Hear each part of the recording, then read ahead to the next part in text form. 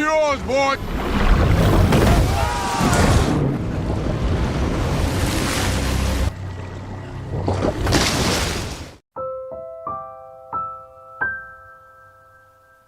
Diceritakan di sebuah masa, tepatnya pada tahun 1850, di mana sumber minyak di dunia satu-satunya hanya bisa didapatkan dari sebuah perburuan, yang mana perburuan itu sendiri adalah dengan cara membunuh paus.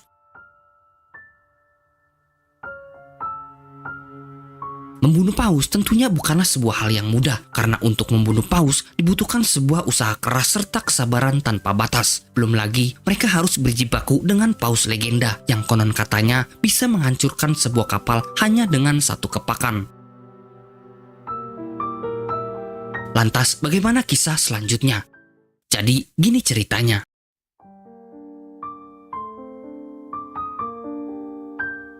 Di awal film kita akan dikenalkan oleh seorang pria bernama Herman Manfield yang pada malam itu mengunjungi kediaman seorang mantan pemburu paus bernama Thomas.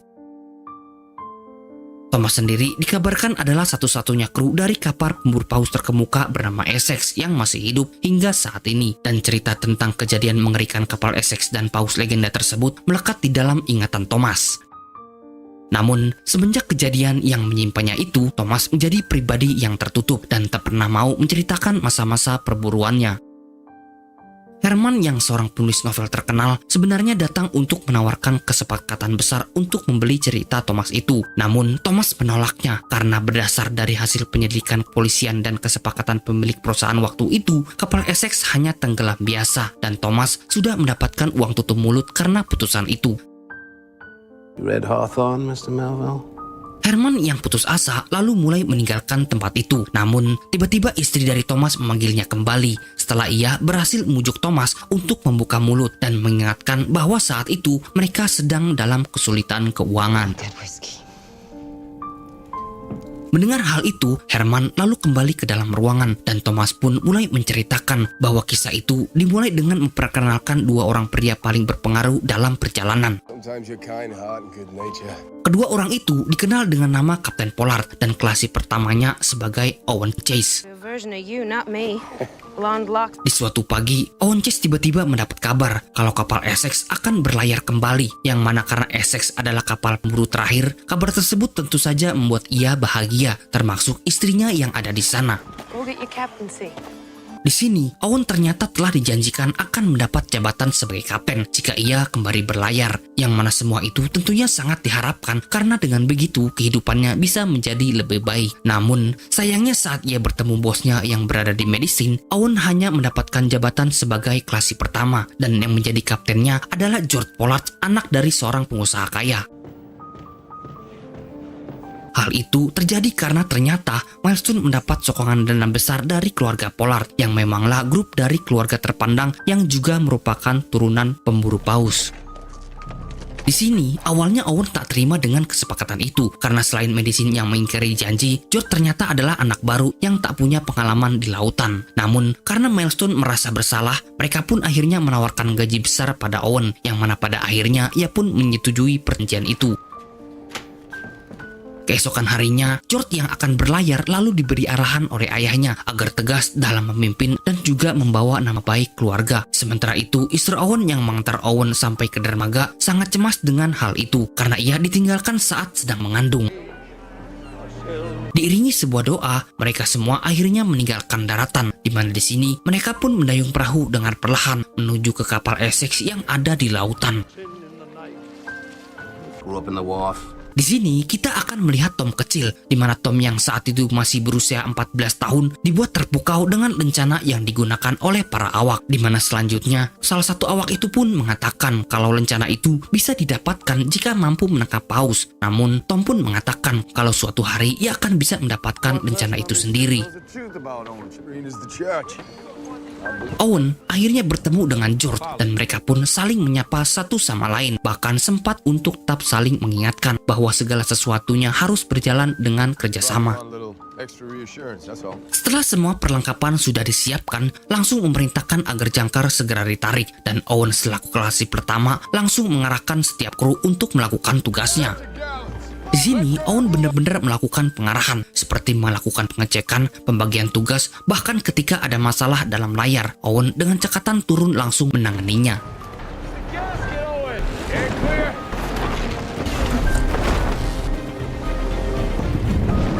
George yang belum berpengalaman melihat langsung skill Owen yang sangat memukau, sehingga ia pun akhirnya merasa sedikit iri, di mana rasa irinya itu terlihat saat makan malam.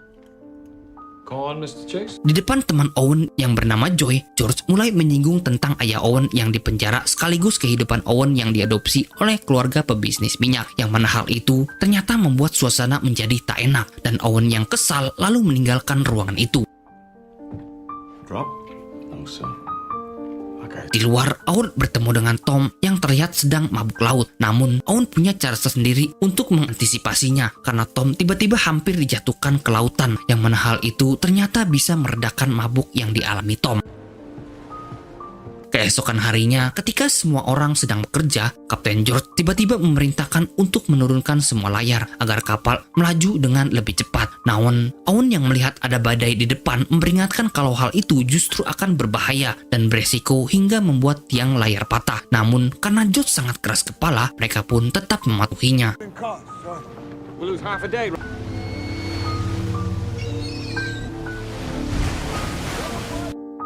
Beberapa saat kemudian, apa yang ditakutkan Owen pun benar-benar terjadi ketika angin besar membuat kapal menjadi oleng dan tak bisa dikendalikan, yang mana hal itu lalu memporak-porandakan kapal yang melaju kencang. Di tengah badai dan juga ombak yang tak henti-hentinya, kekacauan yang terjadi saat itu membuat semua orang berpegangan dan berharap kalau kapal tidak terbalik sampai-sampai menenggelamkan mereka semua. Dengan langkah yang tepat dari perintah Owen, akhirnya mereka berhasil keluar dari badai itu dan kapal pun bisa seimbang kembali, yang mana hal itu tentunya lagi-lagi membuat George merasa iri. Keesokan harinya, George memanggil Owen ke ruangannya dan memutuskan kembali ke dermaga untuk memperbaiki kapal yang rusak. Namun, di sini George ternyata juga meminta Owen untuk mengudarkan diri karena dianggap telah melawan perintah kapten.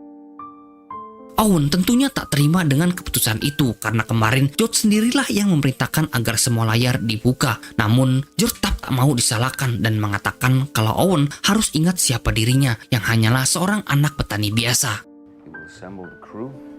Mendengar hal itu, Owen pun berusaha tetap tenang dan menjelaskan kalau sekarang yang dibutuhkan adalah kerjasama tim. Karena kembali ke kota dengan tidak membawa minyak adalah sebuah kesalahan besar. Maka dari itu, akhirnya diputuskanlah kalau kapal akan terus melanjutkan pelayaran demi membawa target 2000 barel minyak.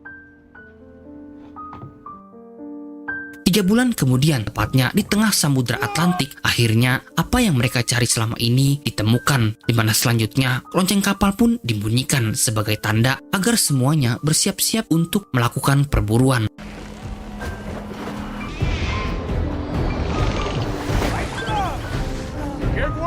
Dengan tombak bertali, Owen akhirnya berhasil menombak seekor paus. Walaupun pada awalnya mereka cukup kerepotan karena paus itu terus-terusan menarik tali mereka ke dasar lautan. Sampai-sampai tali itu hampir habis sepenuhnya, yang bisa membuat semua orang terseret ke dasar lautan.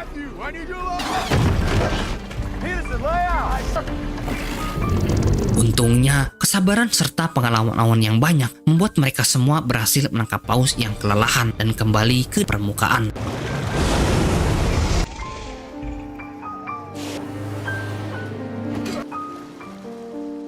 Di malam harinya, mereka semua disibukkan dengan mengolah hasil buruan, memotong tulang-tulangnya, serta mengambil minyak dari dalam kepala paus dengan ember yang sudah disiapkan. Namun karena sulit untuk mengambil sisa yang di dalam tubuh paus, Tom pun akhirnya dipaksa masuk ke dalam kepala paus, yang mana hal itu adalah pengalaman yang tak terlupakan bagi Tom.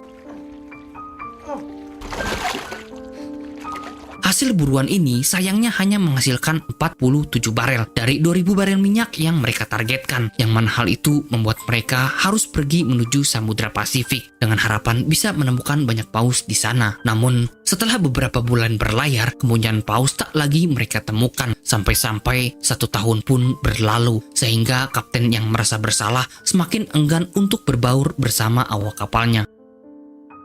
karena perbekalan makanan sudah mulai habis, mereka pun memutuskan untuk bersandar di daerah Ekuador, yang mana di sana Kapten George dan Owen bertemu dengan kapten kapal lainnya yang memberitahu mereka kalau di suatu tempat pada samudra yang sangat jauh, tepatnya di 4.800 pinggiran khatulistiwa, terdapat ribuan paus hidup bergelombolan, yang mana kemudian kapten itu mengatakan bahwa dalam sekali berburu mungkin mereka bisa mendapatkan hingga 3.000 barel minyak dengan mudah. Tapi kapten itu melanjutkan kalau perburuan mereka di sana sangatlah berbahaya karena ternyata ada monster paus raksasa berwarna putih yang kibasan ekornya saja dapat menghancurkan sebuah kapal.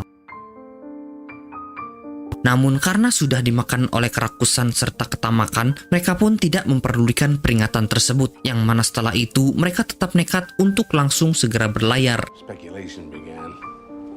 Mereka berlayar mengikuti arah angin timur menuju sebuah samudra yang sangat jauh dari daratan. Namun, rupanya salah satu awak kapal yang masih ada hubungan darah dengan Kapten George melaporkan kalau teman-teman awak kapal tidak setuju dengan keputusan untuk berlayar sejauh itu. Tapi lagi-lagi George tak memperkenankan seorang pun untuk membantah perintahnya. Setelah 14 bulan berlayar, akhirnya tibalah mereka di suatu daerah yang bernama The Offshore Ground, yang mana di sana mereka benar-benar menemukan ratusan bahkan ribuan paus berenang di bawah kapal mereka. Tetapi hal itu tak sepenuhnya menjadi kabar baik, karena disinilah akhir dari segala ketamakan serta keserakahan. Dengan perlahan mereka semua mulai masuk ke sekoci yang masing-masing tampak bersorak karena begitu banyaknya paus yang bisa mereka buru saat itu. Satu persatu tombak itu ditembakkan sampai tiba-tiba seekor paus menabrak skoci milik Owen dan membuatnya terbalik dengan seketika. Rupanya apa yang diceritakan kapten tadi benar adanya, karena tiba-tiba seekor paus raksasa muncul tepat di hadapan mereka, yang mana hal itu membuat mereka semakin semangat dan kembali ke kapal untuk memperbaiki skocinya. Owen yang berniat kembali berburu terus memperbaiki kapal itu. Namun kapal mereka tiba-tiba ditabrak kembali, karena tak lama kemudian bagian kapal pun terlihat bocor dan membuat mereka semua mulai sangat panik.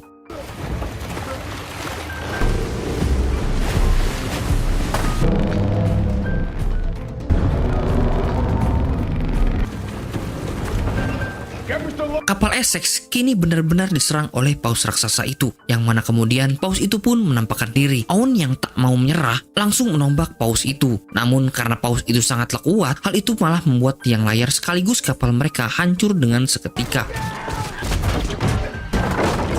Mereka semua lalu bergegas mengangkut apapun yang bisa diselamatkan ke arah skoci, mengingat kalau kapal mereka akan segera terbakar.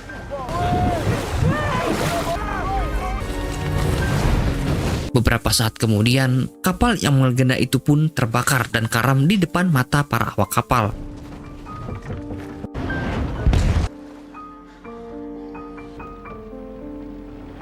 Di malam harinya, mereka pun mulai kalut dengan keadaan ini, karena semua orang terombang-ambing di tengah laut yang sangat luas. Apalagi jarak mereka berada di 7.500 km di bagian barat Amerika Selatan. Henry, salah satu awak kapal sekaligus sepupu George yang sedari awal memperingatkan, tiba-tiba mengajukan sebuah pistol ke arah Owen karena ia menganggap kalau semua ini adalah hasil dari keputusannya. Namun untung saja Kapten George berhasil menenangkannya. Put it down. Singkat cerita, 12 hari pun berlalu dan saat itu mereka mengapung di lautan ditiup oleh angin timur. Namun sebenarnya mereka berharap bahwa akan bertemu dengan angin barat karena di kesanalah daratan akan lebih dekat. Di malam hari, skoci mereka pun kembali diterjang badai dan di sana para awak kembali melihat paus monster itu yang berada di tengah-tengah ombak. Namun paus itu tak berdiam diri karena di sana ia menyebabkan Joy menjadi terluka karena benturan di kepalanya. Tepat di hari 34, perbekalan mereka yang semakin menipis membuat mereka perlahan-lahan semakin lemas karena mereka harus bertahan dan berbagi potongan biskuit kecil hanya untuk sekali makan. Dari kejauhan, mereka semua melihat ada pulau yang sangat dekat dan dengan semangat mereka pun mendayungkan skoci mereka untuk bisa sampai ke sana. Tapi sayangnya paus itu kembali muncul dan kembali menyerang mereka. Serangan paus itu berhasil merusak semua skoci, bahkan juga membunuh beberapa awak kapal yang ada di sana. Dan karena pulau itu sudah sangat dekat, mereka pun berenang hingga mencapai daratan. Kelaparan Kelaparan yang menerjang membuat mereka memakan apapun yang ada di pulau itu, sampai-sampai Owen yang melihat ikan dan telur langsung memakannya mentah-mentah. Di malam harinya, mereka pun menyalakan api dengan sebuah harapan bahwa asapnya bisa dilihat oleh kapal-kapal yang melintas, walaupun pada kenyataannya tak akan mungkin ada kapal yang berlayar hingga ke ujung samudera seperti mereka. Keadaan yang awalnya terlihat baik kini malah menjadi kebalikannya, karena setelah beberapa hari di pulau itu, mereka malah mulai menemukan kerangka manusia, yang mana berarti pulau itu tak memiliki cukup makanan untuk bertahan hidup ataupun kapal yang lewat agar bisa menyelamatkan mereka. Karena hal itulah, mereka pun akhirnya memutuskan untuk memperbaiki skoci yang tersisa dan segera meninggalkan pulau sebelum mereka benar-benar mati kelaparan. Keesokan paginya, mereka pun bersiap untuk kembali berlayar. Tetapi sangat disayangkan karena Joy yang merasa sudah tak mampu bertahan, memutuskan untuk tak ikut dalam rombongan dan memilih tetap tinggal di pulau itu. Dengan berat hati, mereka pun melanjutkan perjalanan itu. Tetapi mereka berjanji jika suatu hari mereka selamat, Owen akan menjemputnya.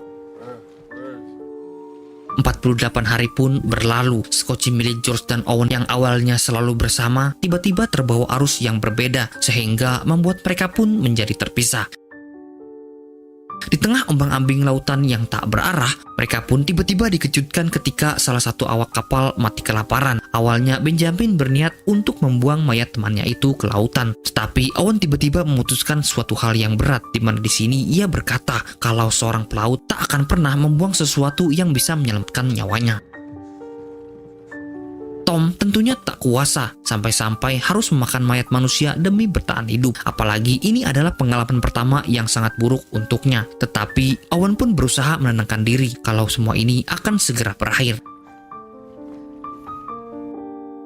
Hal serupa ternyata juga terjadi di skoci milik Kapten George, di mana pada saat itu, tepatnya di hari 71, mereka yang tersisa 4 orang memakai lotre untuk menentukan siapa yang akan dikorbankan untuk dijadikan santapan. Sebenarnya saat itu George lah yang harus menjadi korban, namun saudaranya Henry akhirnya memilih untuk bunuh diri demi menyelamatkan jiwa dan juga yang lainnya. Hari demi hari terus berlalu dan setiap waktunya mereka semua semakin kurus. Namun di tengah kepasrahan yang melanda, George tiba-tiba bertemu kembali dengan Owen. Namun di saat kebahagiaan itu datang, sang paus penghancur pun juga datang. Owen yang melihat paus itu awalnya ingin menyerangnya, namun kali ini sepertinya ia sudah sadar bahwa yang dilakukannya selama ini mungkin sebuah kesalahan. Maka dari itu ia pun mengurungkan niatnya untuk menyerang paus itu.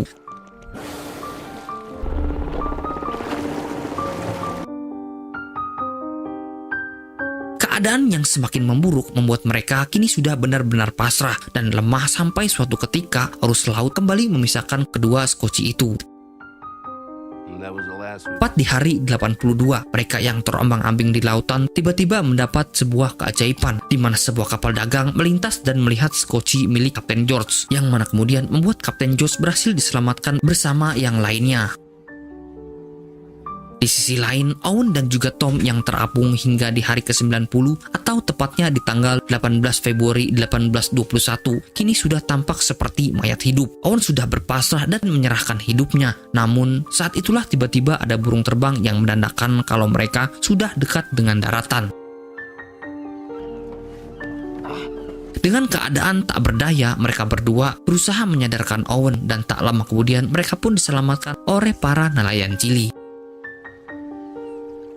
Setelah berhasil selamat, mereka semua akhirnya melakukan pemulihan di pulau yang sangat jauh dari tempat tinggal, dan pemulihan itu membutuhkan sekitar 3 bulan lamanya. Masyarakat yang melihat kepulangan mereka pun menyambut dengan tatapan heran, seakan-akan mereka tak percaya kalau Owen dan para kru Essex kembali dengan selamat. Di sini, Owen pun akhirnya kembali bertemu dengan istrinya dan anaknya yang kini sudah besar begitu bahagia, termasuk juga istrinya yang selama ini menganggap kalau Owen sudah meninggal. Tetapi permasalahan tak sampai di situ saja, karena Owen dipanggil dan dipertemukan kembali dengan George, di mana di sini Owen pun diminta agar berbohong dan menutupi kejadian yang sebenarnya saat sidang nantinya akan dilaksanakan. Hal itu George lakukan agar keluarga Porat mendapatkan uang asuransi. Namun walaupun telah ditawari akan diberi upah atas kebohongannya, Owen pun tetap menolaknya.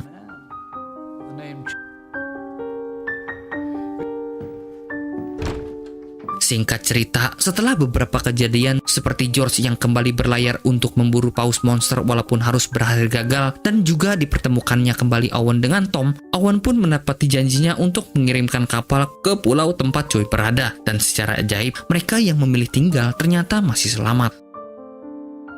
Setelah penyelamatan itu, George pun pindah ke New Brainford untuk menjalani kehidupan baru sebagai seorang pedagang. Setelah semalaman bercerita, Herman Manfield akhirnya menutup buku catatannya yang kini sudah terisi penuh dengan kisah Tom Nicholson yang bertahun-tahun lamanya telah ia pendam sendirian, bahkan termasuk kepada istrinya sendiri. Herman sangat terpukau dengan kisah tragis ini, namun dia pun memutuskan untuk tidak menceritakan semuanya ke dalam bukunya dan membiarkan Tom dan dirinya menutup rapat-rapat cerita yang sebenarnya. Why? Sesaat mereka akan berpisah, Tom tiba-tiba menceritakan tentang kabar yang ia dapat kalau di belahan dunia lain ada seseorang yang berhasil menemukan minyak dari dalam tanah. Tom dan Herman awalnya tak percaya akan hal itu, namun pada kenyataannya, sejak saat itu orang-orang mulai menggali tanah untuk mencari minyak di dasar bumi. Oke guys, itulah dia alur cerita film dari In the Heart of the Sea yang dirilis pada tahun 2015. Semoga film ini bisa mengisi waktu kalian ya, dan saya dari Nomad, sign out.